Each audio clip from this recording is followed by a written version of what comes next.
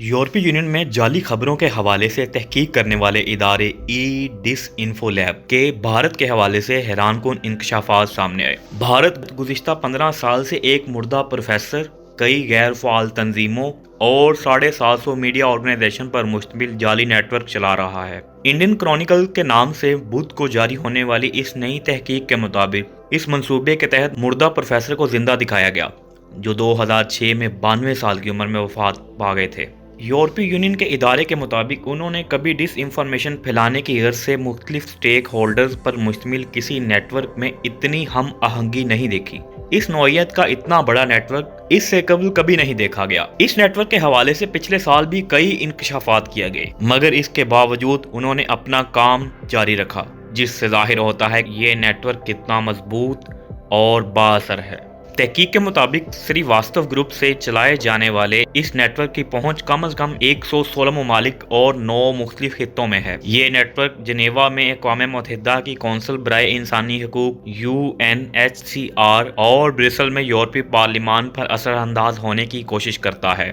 اس سلسلے میں یہ نیٹ ورک مشکوک یا جعلی NGOs، 700 سے زائد جعلی میڈیا ادارے، فرضی شناخت اختیار کر کے یا دوسروں کی شناخت چرا کر، یا ایک کیس میں تو انسانی حقوق پر کام کرنے والی ایک انتہائی معتبر شخصیت کو زندہ کر کے اپنے مقاصد پورے کرنے پر کام کرتا ہے۔ اس کے علاوہ اس نیٹ ورک کا اہم مقصد انڈین نیوز ایجنسی ANI یعنی ایشین نیوز انٹرنیشنل کو دنیا بھر میں معتبر دکھانا اور مزید آگے پھیلانا ہے۔ ای ڈس انفو لیب کے مطابق انڈین کرونیکلز کے چلانے والوں میں انڈیا کی خفیہ ایجنسی کا ہاتھ ہے، اور جس نوعیت کا یہ آپریشن ہے اور جتنی وسیع اس کی پہنچ ہے، یہ کافی غور طلب بات ہے۔ اور اتنا بڑا آپریشن آپ محض چند کمپیوٹر کے ساتھ نہیں چلا سکتے، اس کے لیے منصوبہ بندی کرنی ہوتی ہے۔ اس متعلق جاننے کے لیے بھارتی حکومت سے کئی سوالات بھی کیے گئے، مگر وہاں سے کوئی جواب موصول نہیں ہوا۔ تحقیق کے مطابق اس نیٹ ورک کا مقصد بھارتی مفادات کو تحفظ فراہم کرنا اور پاکستان کے خلاف ڈائریکٹ ہرزہ سرائی کرنا ہے۔ سری واستو گروپ کے آپریشن کا آغاز 2005 میں ہوا، اور جو بات آپ کو بتانے جا رہے ہیں وہ اس تحقیق کی اہم بات ہے۔ محققین کو commission to study organization of peace نامی NGO کا نام کھٹکا،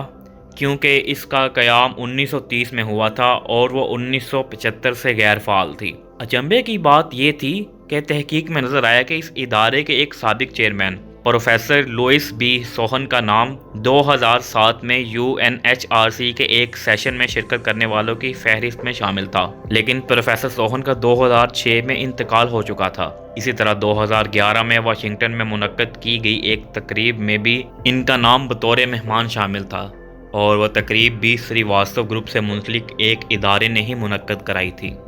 سب سے زیادہ خوفناک بات تو یہ تھی کہ کئی ادارے اور NGOs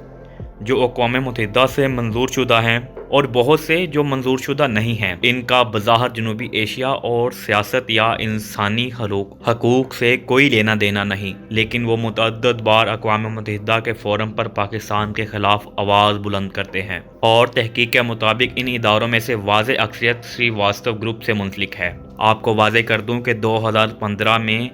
حکومت پاکستان کی شکایت پر اقوام متحدہ نے افریقہ سے تعلق رکھنے والی ایسی 2 NGOs کی منظور شدہ حیثیت ختم کر دی تھی، کیونکہ انہوں نے اقوام متحدہ کے فورم پر پاکستان کے خلاف متنازع بیانات دیے تھے۔ اس تحقیق کا دوسرا سب سے اہم انکشاف انڈیا کی سب سے بڑی نیوز ایجنسی ANI کے حوالے سے تھا۔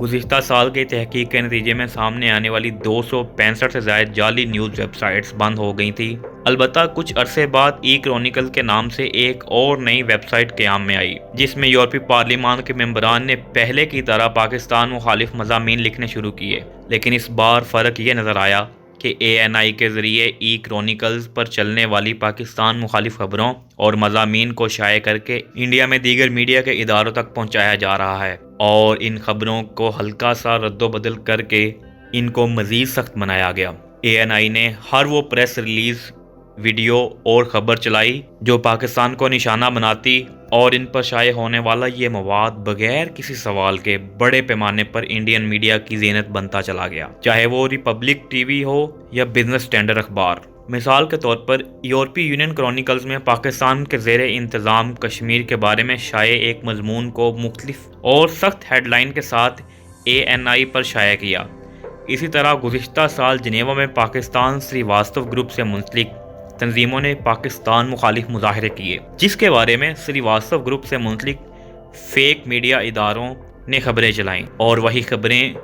ویڈیوز ANI کے ذریعے مزید آگے تک پہنچائی گئیں۔ EU ڈس انفو لیب کی دونوں تحقیقی رپورٹس میں یہ واضح ہے کہ رپورٹ کے پورے نیٹ ورک کو چلانے میں اہم ترین کردار انکت سریواستو کا ہے، جو اس گروپ کی نائب چیئرمین ہیں۔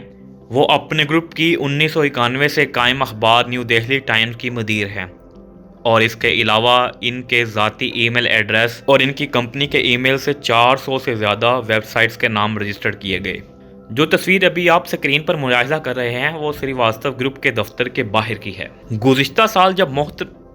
سال جب معتبر خبر رساں ادارے BBC نے نئی دہلی کے ایک پرتعیش علاقے میں موجود اس گروپ کے دفتر پر رابطہ کیا تو بتایا گیا کہ اس عمارت میں کوئی دفتر نہیں، لیکن اس سال BBC کے دوبارہ جانے پر وہاں موجود عملے نے داخل ہونے سے منع کیا اور نہ ہی کسی سوال کا جواب دیا۔ اس کمپنی کی اپنی ایک پراسرار ویب سائٹ بھی ہے جس کا نام اگلایا ہے۔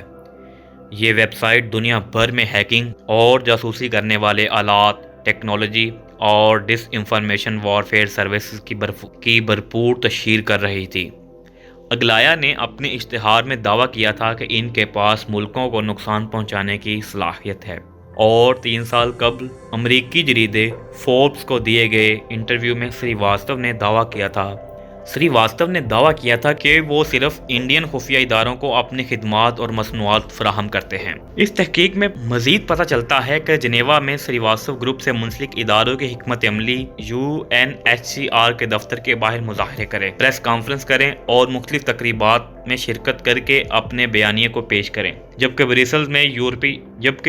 میں یورپی پارلیمان میں اس گروپ سے وابستہ اداروں کی کوشش ہوتی ہے کہ ممبر پارلیمان کی قربت حاصل کی جائے اور ان کے ذریعے پاکستان کے خلاف پارلیمان میں آواز بلند کی جائے، جعلی میڈیا اداروں میں مضامین لکھوائے جائیں اور اسی بیانیے کے فروغ کے لیے بین الاقوامی دورے کرائے جائیں۔ گزشتہ سال جنیوا میں UNHCR کے سامنے پاکستان کے خلاف مظاہرے کیے گئے، اور یہ دنیا کے بڑے اداروں کے سامنے ہو رہا تھا۔ پاکستان کے خلاف پروپیگنڈا کیا جاتا رہا، مگر اقوام متحدہ سمیت دوسرے بڑے اداروں نے پروپیگنڈا پر اپنی آنکھیں بند رکھی۔ اگر یہ نیٹ ورک روس یا چین کا ہوتا تو اس وقت ساری دنیا میں اس کے بارے میں رد عمل آتا اور بین الاقوامی طور پر اس کی مذمت کی جاتی، تحقیقات کرنے کا مطالبہ کیا جاتا۔ انڈین حکومت نے بہت کامیابی سے خود کو عالمی طور پر اور بالخصوص یورپی یونین سے کسی بھی قسم کی تنقید سے محفوظ رکھنے کی حکمت عملی اختیار کی، حالانکہ زمینی صورتحال کو دیکھتے ہوئے ان سے سوالات ہونے چاہیے تھے۔